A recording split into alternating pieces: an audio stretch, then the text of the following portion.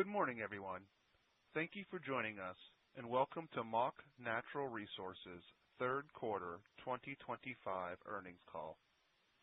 During this morning's call, the speakers will be making forward-looking statements that cannot be confirmed by reference to existing information, including statements regarding expectations, projections, future performance, and the assumptions underlying such statements. Please note, a number of factors may cause actual results to differ materially from their forward-looking statements, including the factors identified and discussed in their press release and in other SEC filings. For a further discussion of risks and uncertainties that could cause actual results to differ from those in such forward-looking statements, please read the company's filings with the SEC. Please recognize that except as required by law, they undertake no duty to update any forward-looking statements, and you should not place undue reliance on such statements. They may refer to some non-GAAP financial measures in today's discussion. For reconciliation from non-GAAP financial measures to the most directly comparable GAAP measures, please reference their press release and supplemental tables, which are available on Mach's website, and their 10-Q, which will also be available on their website when filed. Today's speakers are Tom Ward, CEO, and Kevin White, CFO. Tom will give an introduction and overview. Kevin will discuss Mach's financial results, and then the call will be open for questions. With that, I'll turn the call over to Mr. Tom Ward. Tom? Thank you, Brock. Welcome to Mach Natural Resources' third quarter earnings update.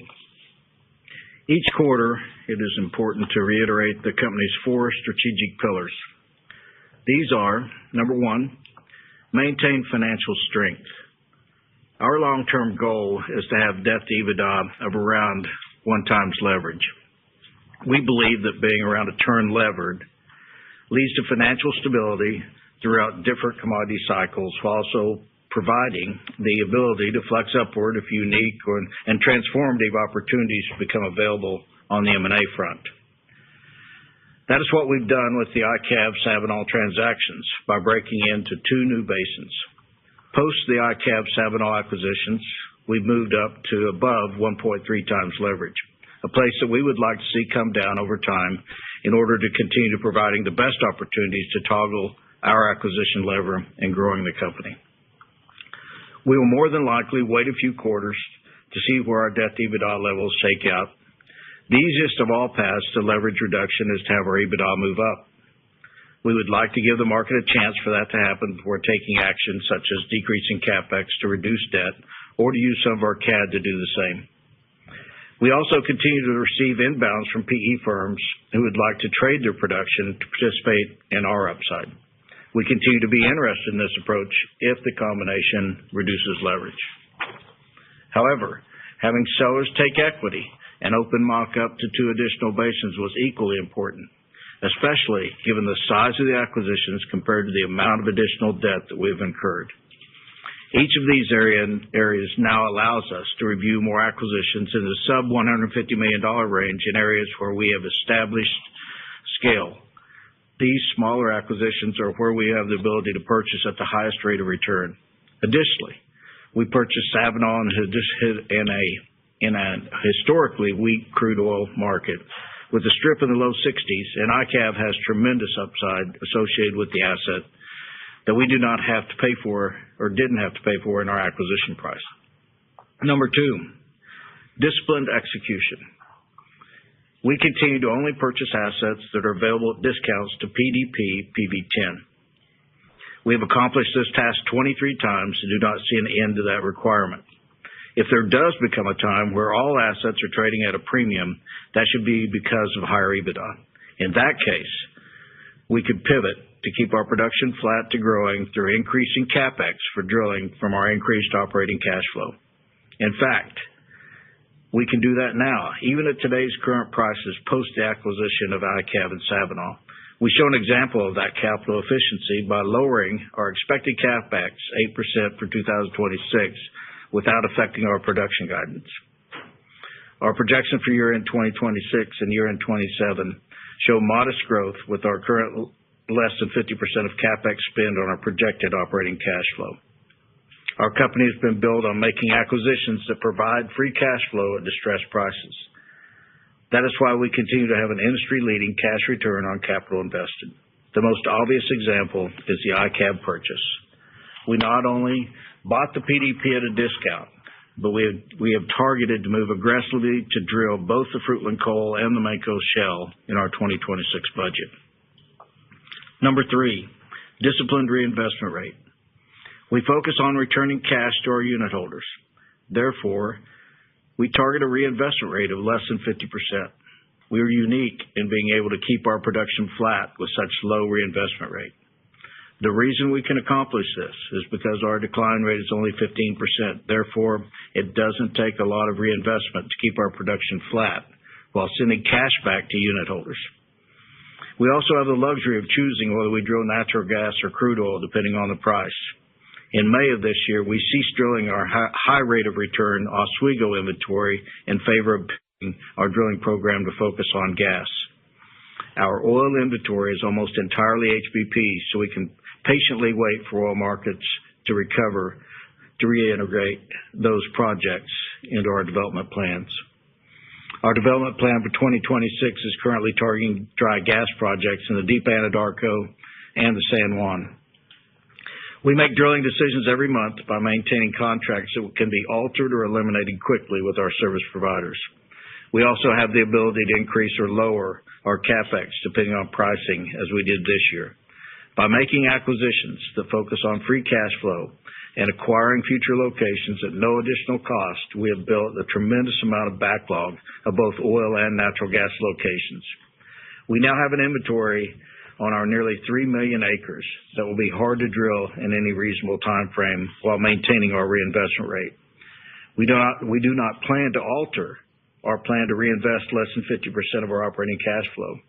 Therefore, we might look for a drilling partner in our massive holdings of land in the Deep Anadarko and the Mako Shell drilling. If we do, this would add revenue from our non-EBITDA producing land assets while continuing to achieve our high level of distributions. Of all the named pillars, they lead to our fourth and most important pillar, delivering industry-leading cash returns on capital invested through distributions to our unit holders. With our announced distribution of 27 cents per unit in the third quarter, we have sent back $5.14 per unit to our unit holders since our public offering in October 2023, and more than $1.2 billion in total since our inception in 2018. This rate of distribution return dwarfs our public company peers. Even with this massive return, we have grown our business to more than $3.5 billion of enterprise value without selling any material assets, while maintaining a cash return on capital invested of more than 30% per year over the past 5 years. We've never had a year where our cash return on capital invested was less than 20% since our company was founded. This one statistic is what we were formed to accomplish. We continue to believe that we are nearing the end of a 2.5-year cyclical downturn in crude oil that will reverse in the next few quarters. When that happens, we'll be harvesting the Sabinal crude production at higher prices. The production decline is less than 10% a year. Therefore, our returns will be enhanced. We continue to believe that any time we can buy low decline crude assets in the 60s that will be ultimately rewarded. With regard to natural gas, we are nearing a time when demand will start to accelerate. We've been cautious on pricing since early spring and continue to believe that we're entering winter in a precarious position of full storage and relying on weather conditions to move the market forward. However, starting in 2026, the U.S. will begin to add demand through LNG exports. We see 24 BCF a day of demand materializing between 2026 and 2030 just from LNG. This is a much larger story than data center growth for the U.S. market. However, data center growth is real and could equate to between 5 and 10 BCF a day of additional growth if you assume that half of the load will come from natural gas. I realize that some are concerned about associated gas from the Permian as 4.6 BCF a day of takeaway capacity comes online by Q4 2027. However, we believe this is more of a basis issue with the potential of gas being stranded at Katy or Sabine Pass, trying to make its way around to Henry Hub. The Haynesville remains the only direct path to Henry Hub, with the Mid-Con coming in close behind. In any event, there's enough demand being generated to not fear the Permian, in our opinion. Now is a great time to have purchased $1.3 billion of low-declining oil and natural gas assets that will contribute more and more to our long-term cash available for distribution. The ICAV and Sabinal deals were transformational in terms of scale and diversification. You can see the compounding effect on our business by adding operating cash flow. We anticipate having the opportunity to continue to add these areas and in the Anadarko by purchasing smaller-sized assets that are sub-$150 million in size. However, we cannot make acquisitions with all debt. Therefore, equity holders need to see the larger picture of adding reserves that are accretive to our cash available for distribution, plus increasing our CapEx budget and supercharging our distributions over time. The ICAV-Sabinal acquisitions are a good example. ICAV and Kane took equity for a large part of the purchase price, which made them available for us to pursue. Once completed, they are now accretive to our CAD by 8% in year one, rising to 28% in year 5. We now have early results in from both the Deep Anadarko and the Mancos Shale. In the Deep Anadarko, we brought on our first 2 well pads. These wells have a combined 25,000 horizontal section and are currently producing more than 40 million cubic feet of gas a day. At these rates, we anticipate finding more than 20 BCF per 3-mile lateral, with a PV-10 of approximately $15 million per location. We spent $14 million per well so far in our program. We have also participated in 3 Deep Anadarko wells with Continental. In these wells, we have approximately a 20% working interest. They're in the early stages of flowback, and we anticipate them to be equal to our initial pad. In the Mancos, we brought on 5 wells that were drilled by ICAV over the summer. 2 of these are 10,000 feet of lateral length and 3 are 15,000 feet. The 2-mile laterals have come in just above our expectations of 30 million per day for the pad and expected EUR of 18 BCF per well. Our 3-mile pad started production in late October. The pad is now producing more than 70 million cubic feet of gas per day. We expect a 3-mile lateral to have an EUR of 24 BCF of gas and a PV-10 of around $14 million. Currently, the combined 5 wells are producing more than 100 million cubic feet of gas per day. The current cost to drill Mancos wells is too high in our opinion. These wells are 7,000 feet of TVD with laterals that drill very easily because of the shale reservoir. The industry is currently spending $16 to $20 million on each 3-mile well. We have initially prepared AFEs to spend $15 million for each 3-mile lateral. However, I believe we will achieve well costs in the $12 million range next year. ICAV drilled all 5 of the wells that we were producing.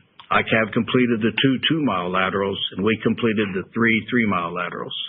ICAV spent $13.75 million on their 2 drilled and completed locations.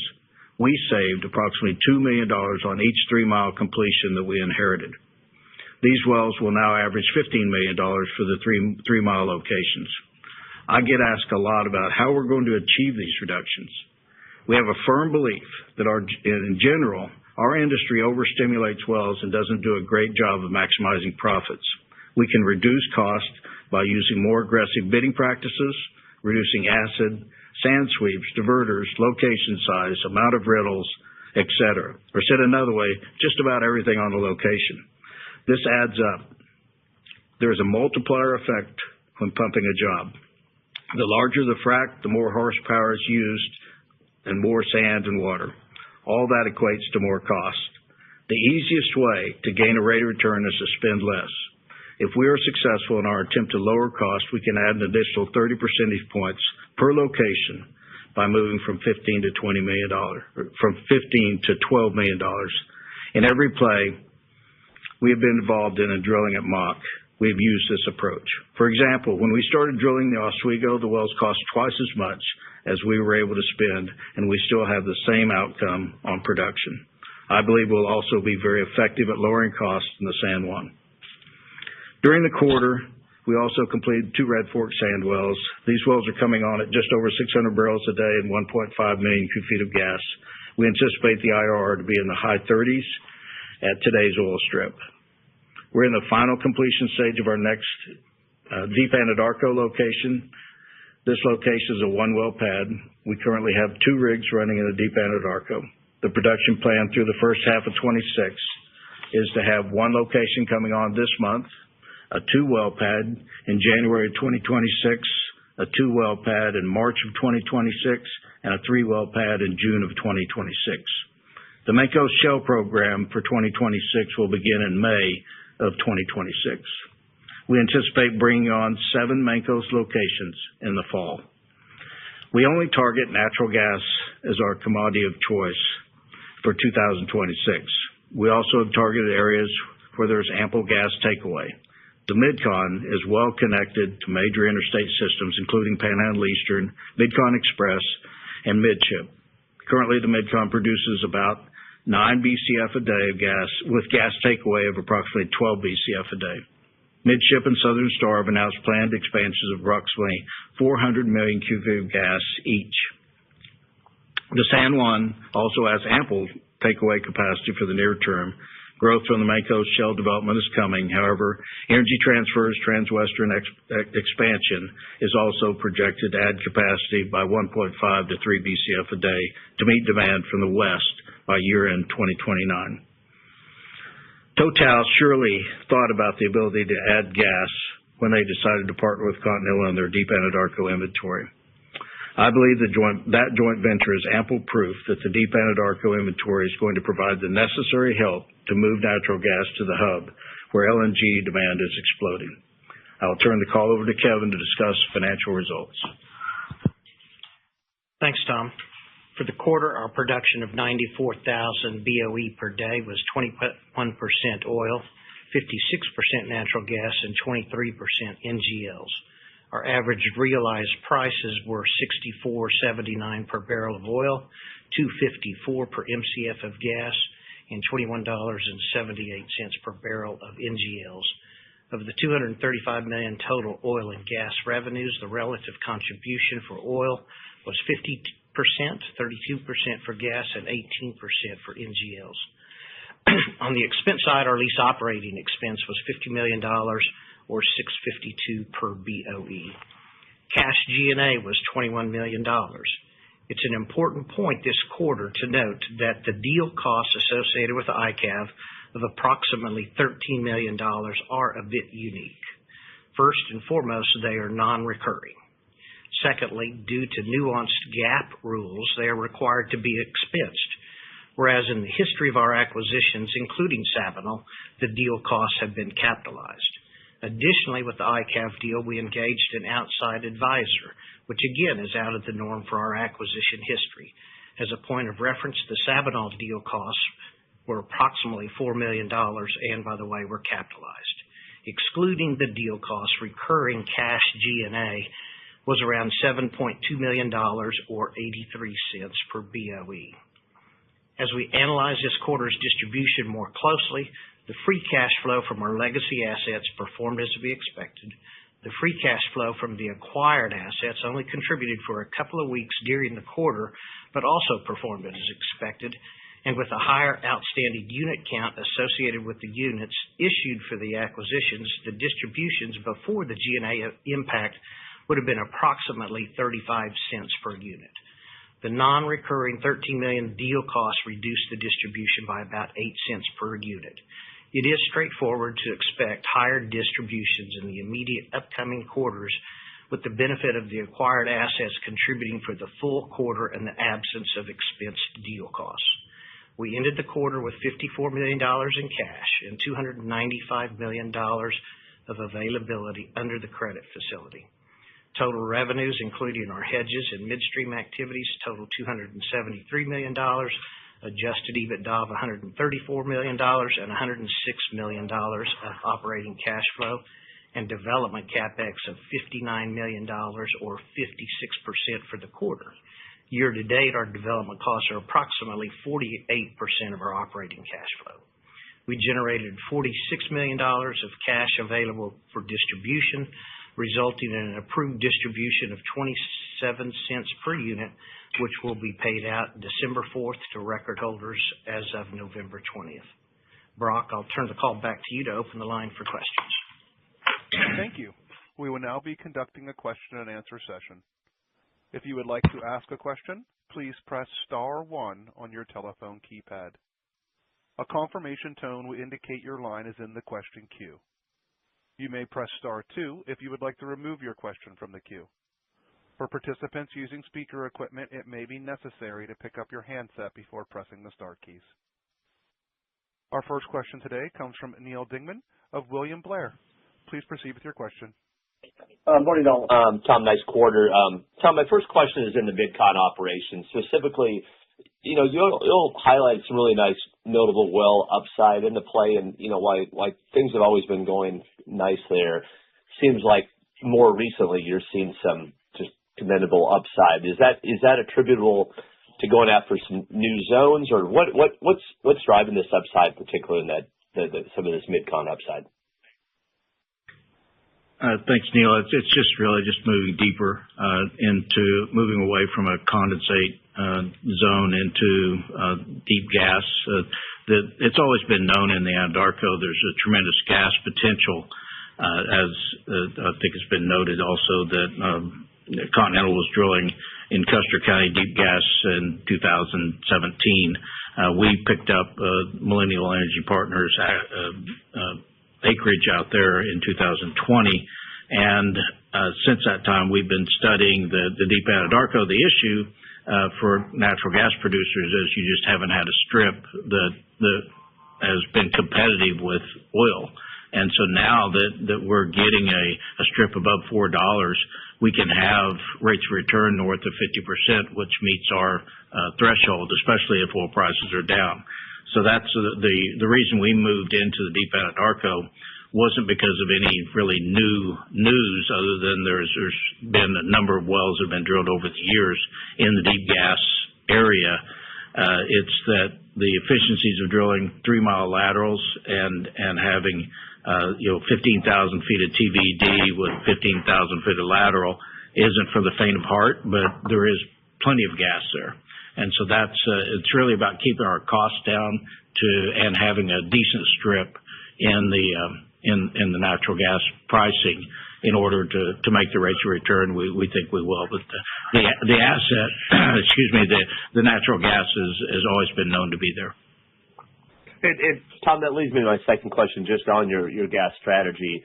In the Mid-Con or others, it doesn't seem, but is there any takeaway constraints, and do you all use any sort of managed choke program? Because it seems like the rates are flowing really nicely, and so I'm just wondering, when it comes to takeaway and chokes, how would you talk about that program?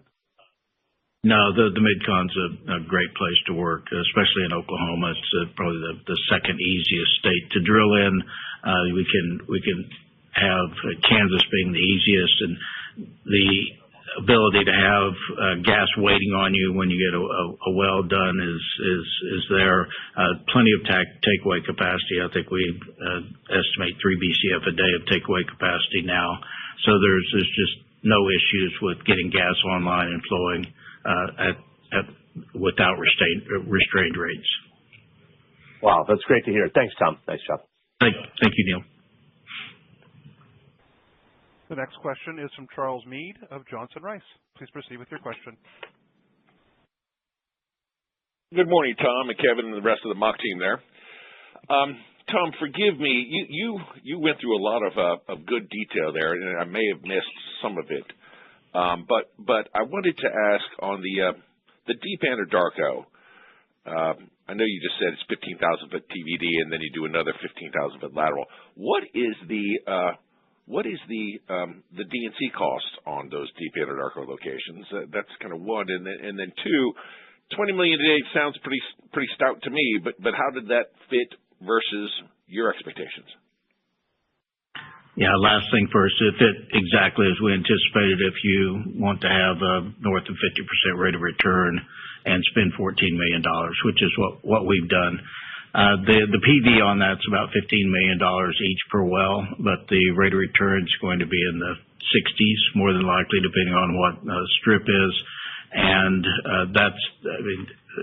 when you look at that, all the wells that we're bringing on, you can see how come that we're able to keep our cut capex and keep our production flat, just because of the rates we're getting out of these wells.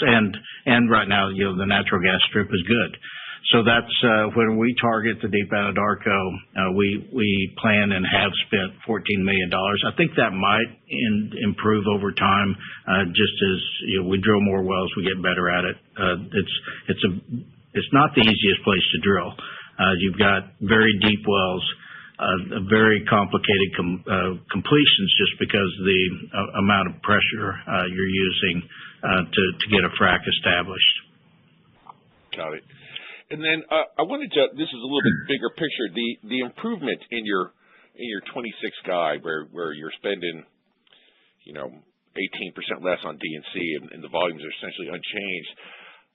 My first instinct is to connect that better capital efficiency with what looks like these really good gas rates at both the Western Anadarko and the Mancos. But is that really the driver that has enabled you to put forth this better, more capital efficient 26 program, or is there something else at work?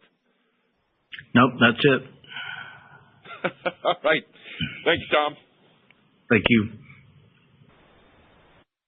The next question is from Derek Whitfield of Texas Capital. Please proceed with your question. Good morning, all, and thanks for your time. Thanks, Derek.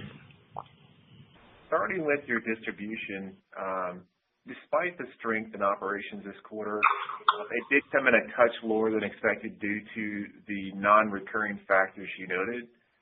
If we assume a flattish price environment in the capital plan you've outlined for 2026, is it reasonable to assume your distribution would be flattish year over year?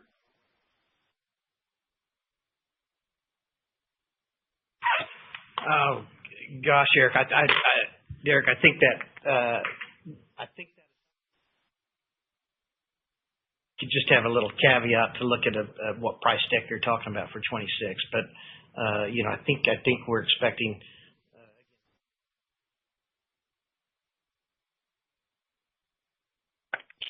I think we would actually, just through the course of 26, as these wells come online, kind of expect an increasing distribution over the course of the year. And Derek, our natural gas volumes next year will be moving up to just over 70%. So if you're bullish natural gas, we should do pretty well. Yeah, that was our thought as well, Tom. If you look at your hedges provided with the gas growth profile, but just wanted to confirm we were thinking about that right. And then on my follow-up, wanted to focus on your prepared comments on private equity PDP exchanges for Mach shares. Regarding the PE kind of PDP exchanges, how large and in what basins are those opportunities in general? And would it be safe to assume that they would be both leverage and yield accretive?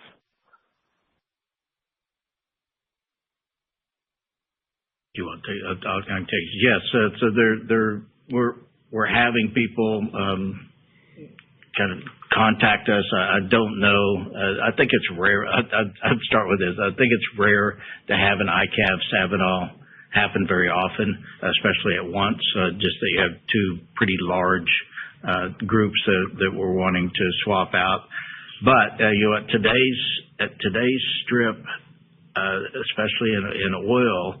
And it's not out of the question that others and they do reach out, but I'm stumbling here just because there is a cash market with all the ABS participants, and so if somebody wants cash today, they can get it. But there is a group that prefer to take maybe because of their timing of a fund. Need to be moving out, and they don't want to take today's prices at cash. Those are the types that will look for us. It's not. I think you probably wouldn't see that out of the Marcellus or the Haynesville or core Permian, really anywhere where you can get paid more than PDP PV10. But if you're in other areas, I think that we'll continue to have that. And yes, anything we do would be accretive to our cash flow for distribution, and really can't be dilutive on a debt perspective. Sorry, I rambled about all that. If you want to ask me something to clarify it, please do. I think you covered it well, Tom. I mean, it's going to be both leverage and yield accretive. So certainly thanks for your comments on that, and I'll turn it back to the operator. Thank you. The next question is from Michael Scalia of Stephens. Please proceed with your question. Good morning, guys. Tom, wanted to ask about your comments that the industry tends to overstimulate wells. You mentioned the potential for cutting costs in the Mancos. Want to see if you have taken that approach with the deep Anadarko as well, and do you have enough production history on either these wells in the Mancos or the deep play to give you the confidence that you're not impacting well productivity by cutting back on the proppant? Yeah, in the deep Anadarko, we just use a typical frac that's already been moved down. So the industry might have been at 3,000 pounds per foot of sand in the last couple of years ago that we've moved down, and others, it didn't just us, have moved down closer to 2,000 pounds. And I think that's how come you see other operators spending relatively in line with us on where costs are. That hasn't happened yet in the San Juan. And I think chasing estimated ultimate recoveries is sometimes can be it can affect negatively the rates of return. And so what we try to do is to find a way to stimulate a well that we don't think will hurt it, but not spend as much money. I think that if you use a 2,000 pound per foot frac job in the Mancos Shale, you're going to get that stimulated. To answer your question, we don't know. We haven't seen it. We have IP30s on wells that are a little bit more stimulated than we will next year. But I'm pretty comfortable that in the past, whenever we've moved down our stimulations, we haven't seen a decrease in rate of return. Sounds good. I want to see if you could talk about your potential inventory in both plays. I know you'd like to watch others sort of delineate your acreage for you. Is there an inventory number you can put on either the deep Anadarko or the San Juan at this point, and maybe look at some potential upside if there's more delineation by you or others there?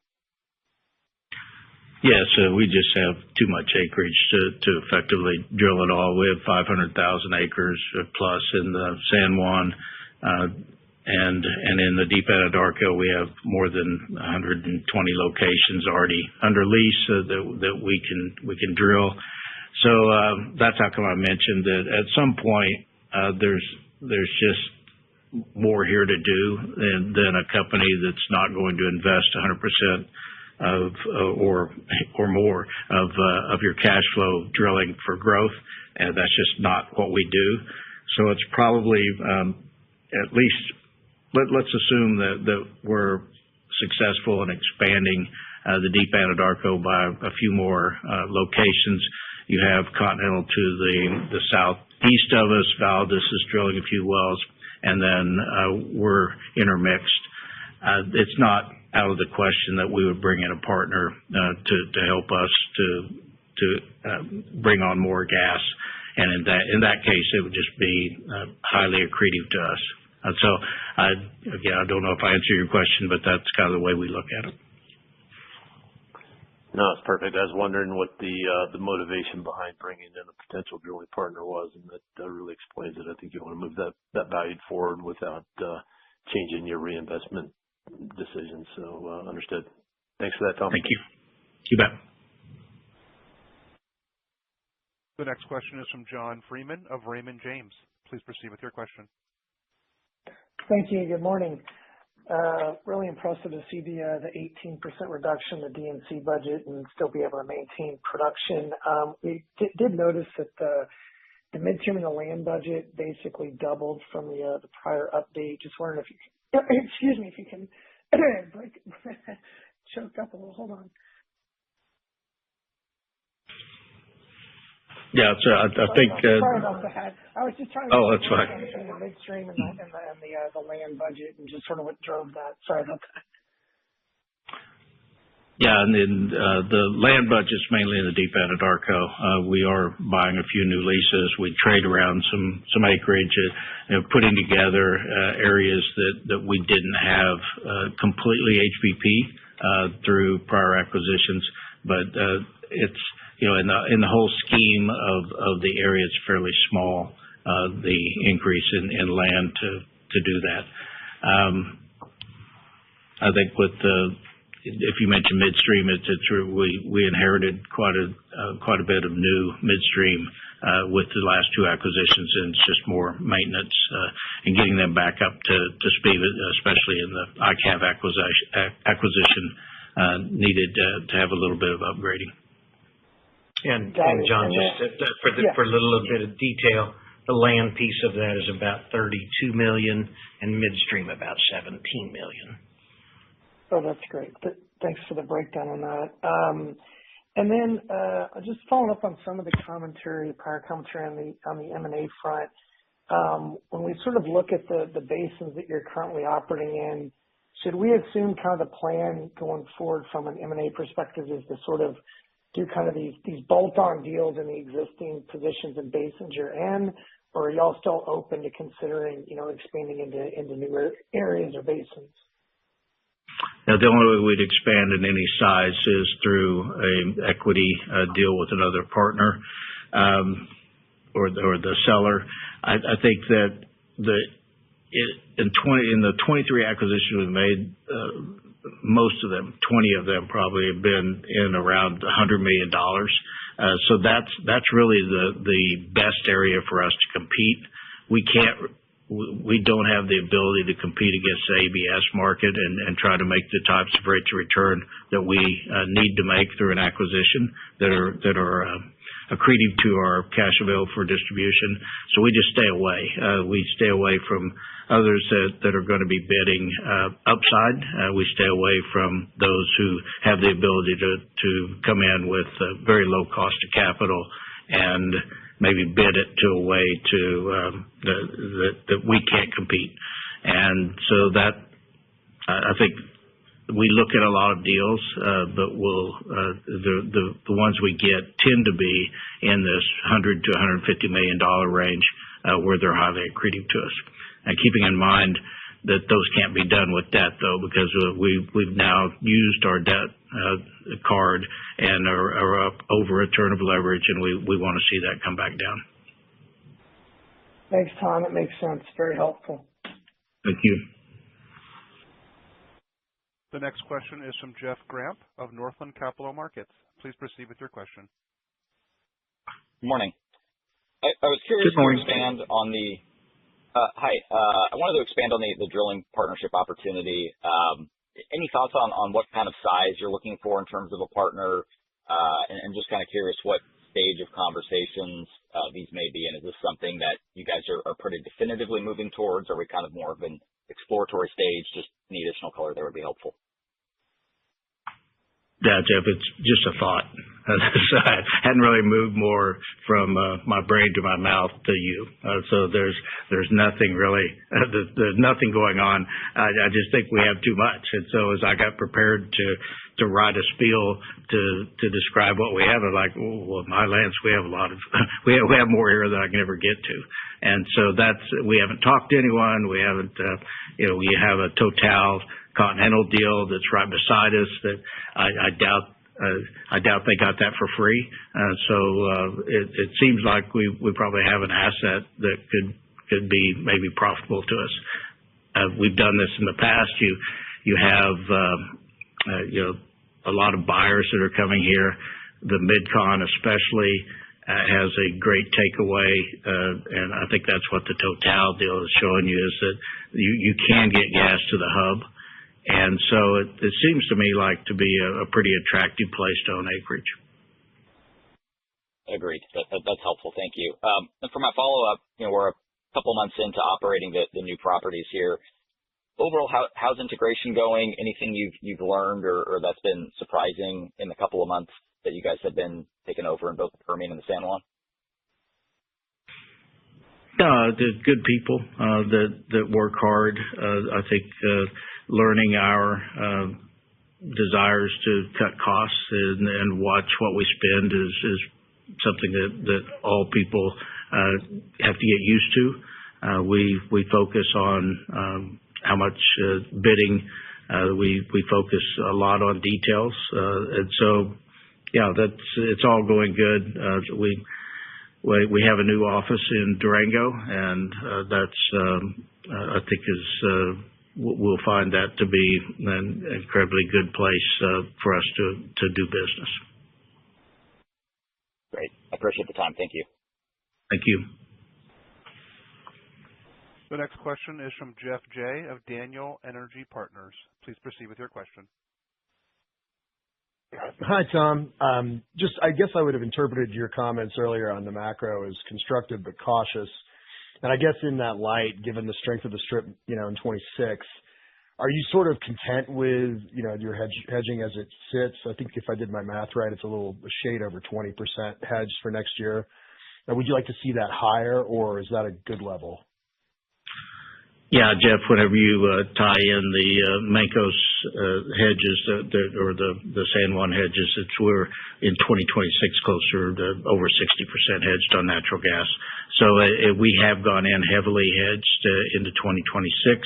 I think there's risk coming into this. We're back to kind of a weather bet, which I don't like to make. So I think when I said precarious, I do believe it's precarious, but there's no doubt that starting in January, demand is going to start going up. I don't see any way for 2027 not to be bullish.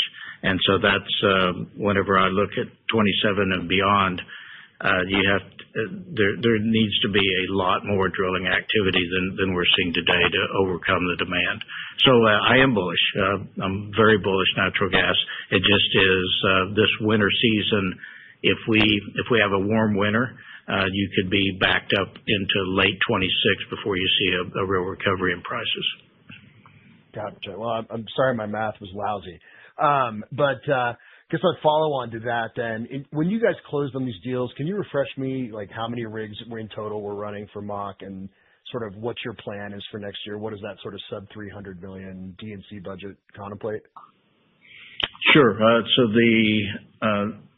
Right now we have 2 Deep Anadarko wells or rigs that are running. We'll continue to run through 2026. And then we start our Mancos and Fruitland Coal drilling program next spring. We'll drill 7 locations in the Mancos and 2 locations in the Fruitland Coal, and that takes up our total CapEx. That's keep in mind that that's subject to change every month. Absolutely. Thanks, Tom. Thank you. The next question is from Tim Rezvan of KeyBanc Capital Markets. Please proceed with your question. Good morning, folks. Thank you for taking our questions. I was trying to understand the changes in 2026 guidance. You put a release out in mid-September, and then it's been pretty significant changes from there. So, we saw CapEx all in down about 10% and production down about 1% to 2%. Is that change reflecting a pivot to 100% gas-focused drilling? I'm just curious, given it's a 10% reduction in 7 weeks is a big amount. So I'm just trying to understand what's changed on the modeling and sort of strategy forecasting side. Sure, Tim. This is Kevin. So good question. And as Tom just said, we look at our drilling schedule monthly, and we do have the ability to pivot quickly. And so the description that you threw out there is largely correct, that 2 things happen. We see the returns on our gas drilling as being better. And so much more heavily weighted towards gas. And then secondly, kind of the reduction in CapEx is also reflective of basically lower strip prices than we put out the first guidance for 2026. We've seen, forecasting with the lower strip, lower operating cash flow, and again, our companies run pretty simply and straightforward. As you see changes, in the strip, we'll generally pivot and change our CapEx numbers. If it goes up, we'll look to add good IRR locations, and if it goes down, we probably throttle back some of our activity. Yeah, Tim, I think of it as that one of our pillars is a 50% reinvestment rate. Production growth, the amount of production growth isn't. Whenever we have higher operating cash flow, we get to use half of that and put it directly to work in CapEx. And just luckily, well, not luckily, because we moved down that decline from 20% to 15%. That makes it much easier for us to effectuate this small single-digit growth by only spending 50% of our operating cash flow. Okay, that's very helpful context.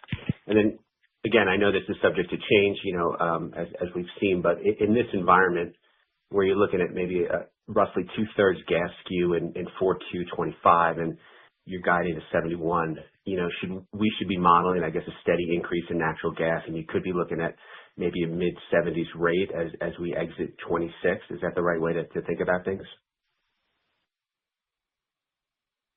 Yeah, I think just over 70 is where we're targeting year-end 26. Okay. Thanks for the comments. Thank you. The next question is from Selman Akyol of Stifel. Please proceed with your question. Hi, thank you. Good morning. This is Tim O'Toole on for Selman. In your prepared comments, you guys talked about the Desert Southwest expansion. It seems like there's just a lot of gas demand kind of coming out of the Southwest and in Arizona, but that project's not coming online till closer to the end of the decade. So just kind of curious how you guys see the San Juan kind of position there, kind of short term and maybe longer term as that project comes online. Thanks. Thank you, Tim. I think it really just depends on the amount of rigs that run. So the San Juan is seasonal, so you can only really move in and drill effectively through the spring and summer and be completing in the fall and need to move out by November. And so we kind of look at December to May as the 1st of May through April being a time that's more just getting ready for the next year's season to get permits, all the things that have to be done. I say all that just to say it's not as easy to increase production in the San Juan as it is in other places. It does, the Mancos Shale obviously produces enough. We just brought on 100 million a day out of a 5-well pad, and it only declines by 60% or so. So it's not a traditional extremely high decline. So it could overwhelm the system if there was a tremendous amount of new drilling. I don't see that happening, but you're exactly right that it is through the end of the decade. And one of the things, it is at the end of the decade, end of 29, whenever Energy Transfer plans to expand. Right now we have another couple of BCF a day of availability of takeaway. So I don't think we're very close to having an issue, but as the caveat is, there's a lot of gas to be brought on. Got it. That's all I had. Thank you guys for the time. Thank you. This now concludes our question and answer session. Thank you for your participation. You may disconnect your lines and have a wonderful day.